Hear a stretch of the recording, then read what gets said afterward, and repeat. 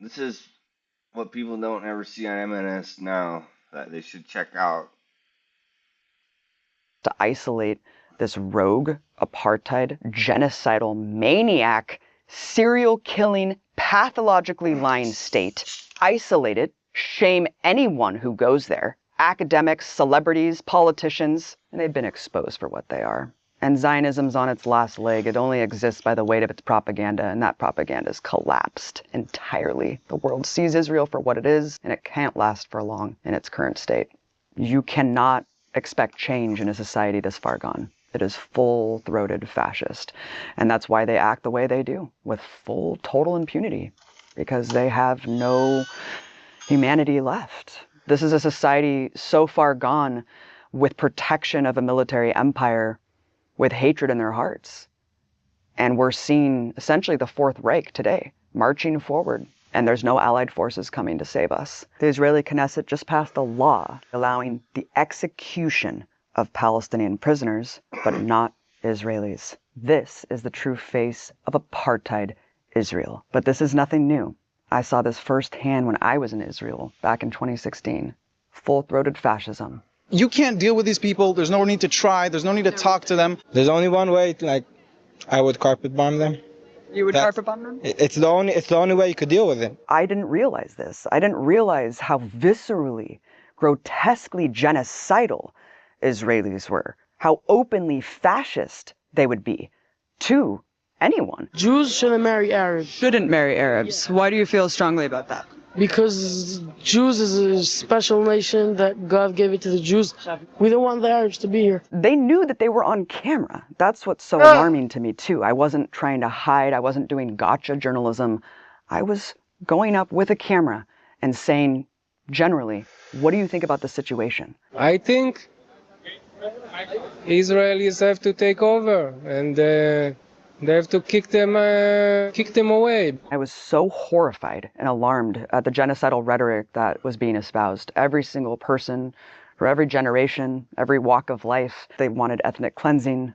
They said we should nuke them. One little girl laughing, we should kill all Arabs. Kill all Arabs. We need to kill Arabs. No. It shows you the impunity back then. The arrogance to just assume this is what you guys think too, right? You're an American, you agree with me. You guys have been doing They don't know that we don't know. the same thing. This is who we are. We're proud racists. We're proudly fascist. I felt like I was walking into Berlin in 1932. I really felt They're the Nazis. absolutely disgusted. I just couldn't believe what I was hearing. I mean, just walking a couple steps. And as white as I am, are you Arab? Are you Arab? And I'm like, what? I'm an American. Oh, good. We can talk about Arabs then. We can talk about how much we hate Palestinians.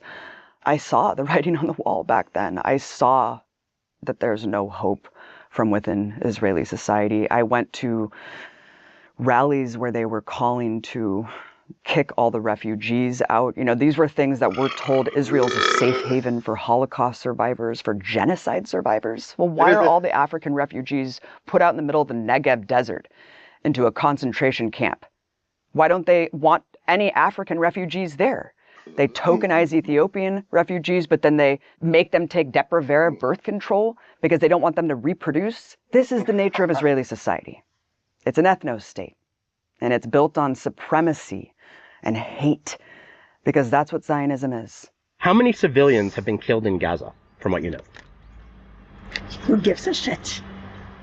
Okay, but don't you feel like, for example, children? My mom. Children grow up to be Arabs. You have to continue to expel, you have to continue to kill, to keep that artificial majority in place. If you gave me a button to just erase Gaza, every single living being in Gaza would no longer be living tomorrow, I would press it in a second. He's in trouble for saying that. I've seen this clip 100 times now. I would press it right now. Give me that button. I'd press it right now. These got out, and this is what happened. Before, nobody paid attention. And then this guy, he was one of the first ones I seen. There you go. And I think most Israelis would. During the Gaza genocide, to see people just proclaim out in the open the genocidal incitement. It's an entire nation out there that is responsible. אנחנו משמידים את כל מה שעוד נשאר מהרצועה ולא משאיר אבן על אבן. גם מים אנחנו לא צריכים לתת לרצועת עזה. אנחנו מפרקים את עזה ומשאירים אותה כאויי חרבות עם הרס מוחלט וחסר תקדים בעולם. זכור את אשר עשה לך עמלק, נצטווינו. אנו זוכרים ואנו נלחמים.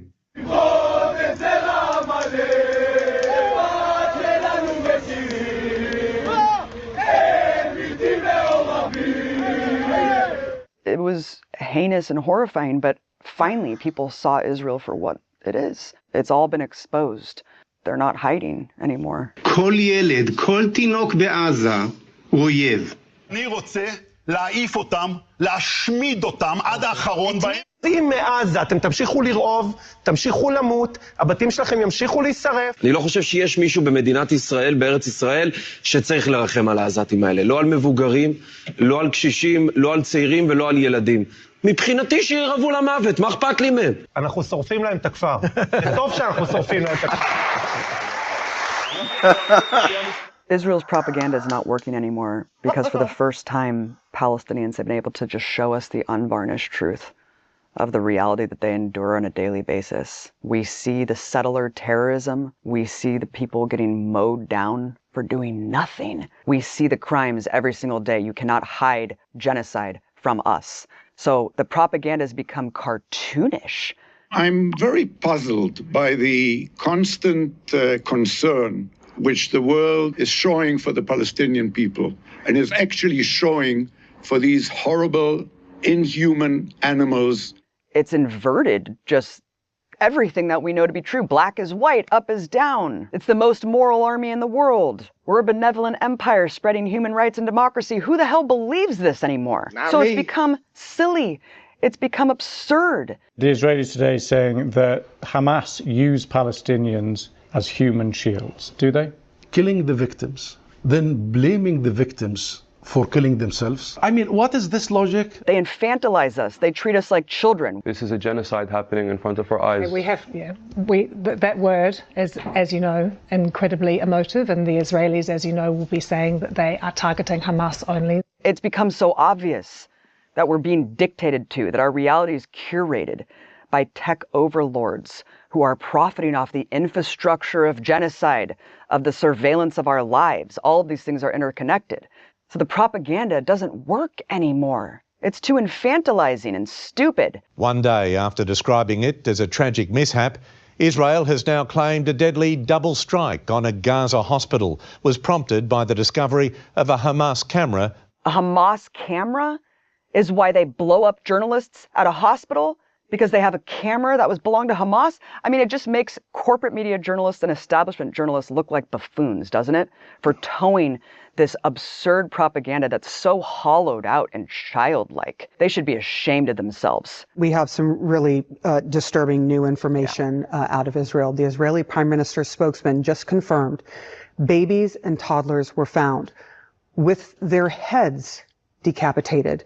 There's no excuse whatsoever. They are complicit in this. But you see Israel buying up media outlets. But we have to fight with the weapons that apply to the battlefields. It's over for them. And the most important ones are the social media. And the most important purchase that is going on right now is TikTok. TikTok, number one. Do you see Israeli billionaires trying to tamp down on the narrative? They're desperate. They're desperate because they know that's the only way they'll survive, is to try to convince the world of the opposite of what we're all seeing. So that's why you see these desperate, pathetic influencers just spewing lies. I'm here in Gaza, and all I see is food, water, and opportunity. But instead of Hamas distributing the ramen noodles, they're eating it all, and that's why their leaders are on Ozempic. Because that's all they have left. They don't have anything anymore. But it's too late. We're never going to forget what it looks like when Palestinians hold their children in plastic bags. No one can forget that. I'm never going to forget the sound of a drone emitting a crying baby so it can massacre children who come out of their homes. جماعة الخير قوات كابتر تطلق صوت أطفال الآن من مخيم انصارات. امبارح استشهدوا شاب طلع مسكين يشوف إيش الصوت في مدرسة طبعا طلع والله جانا صوت. And get lured like a cat and mouse. No one's going to forget that. No one's going to forget what it looks like in Gaza today. You can't wash that away. You can't paper over that with degenerate propaganda, base level lies. No one's going to paper over the unvarnished truth of what we've all witnessed for years now. Now, this is urgent. If you care about independent media, if you care about stories like this, you must